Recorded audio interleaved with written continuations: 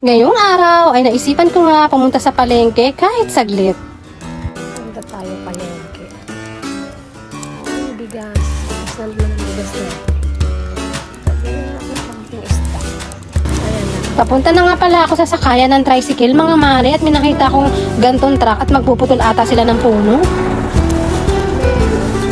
Napuputulin ata sila. Kasakay ko nga ng tricycle mga mare, naisipan ko doon na lang banda sa may Sunnybrook ay bibili na rin kasi ako ng bigas. Naganda kasi dito banda sa may subdivision namin, napakaraming nagja-jogging at nag-exercise.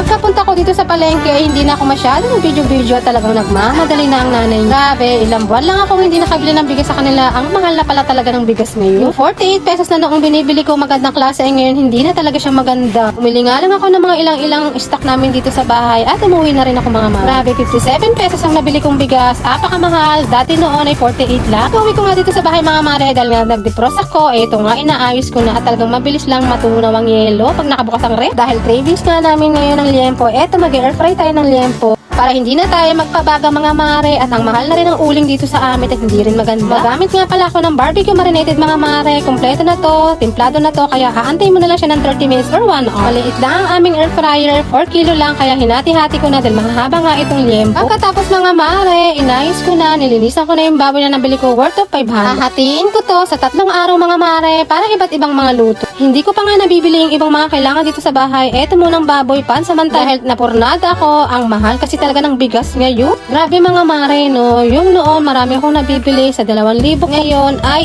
ilang piraso na lang at apakamahal pa rin. Ultimo ilang piraso na patatas, 50 pesos na siya mga mare. Napakahirap din sa sitwasyon namin. Isa lang ang nagtatrabaho at minsan ay hindi rin sapat ang kanyang sinasahod. Minsan nga, naiisip ko na lang, bumalik na lang din ako sa trabaho, baka sakaling medyo makaluwag ka. Ayaw naman kasi ng aking asawa dahil nga walang kasama yung aking bata-batuta dito sa bahay. Tatlo lang kasi kami dito mga mare, kung noon ay marami kami, pwede pa ako may bag-iwanan sa aking bata-batuta. Ito na mga mare, at dahil luto na yung ating liempo, dahil ilang minuto mo lang siya lulutuin sa air fry, ay pwede na natin siyang kainin mga mare at malambot na talaga siya. Kahit 30 minutes mo lang siyang minarinate. Maya-maya pagkaluto mga mare, eto kakain na kami mag-ina dahil kailangan din uminom ng antibiotic ang aking bata-batuta. Hindi pa rin kasi siya tapos sa kanyang antibiotic, yun na lang ang kanyang natitirang gamot ay kailangan talagang inumin at ang mahal nga ng presyo. Nagandahan lang kasi sa mga binibili kong ulam mga mare ay umaabot pa siya hanggang gabi. Pagkatapos namin kumain, eto nagugas lang ako mga mare, paulit-ulit lang yung aking mga ganap araw-araw.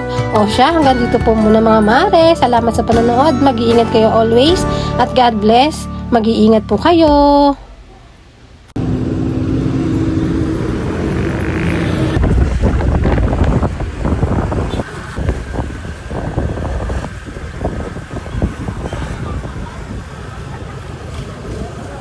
Magkano ba pa din?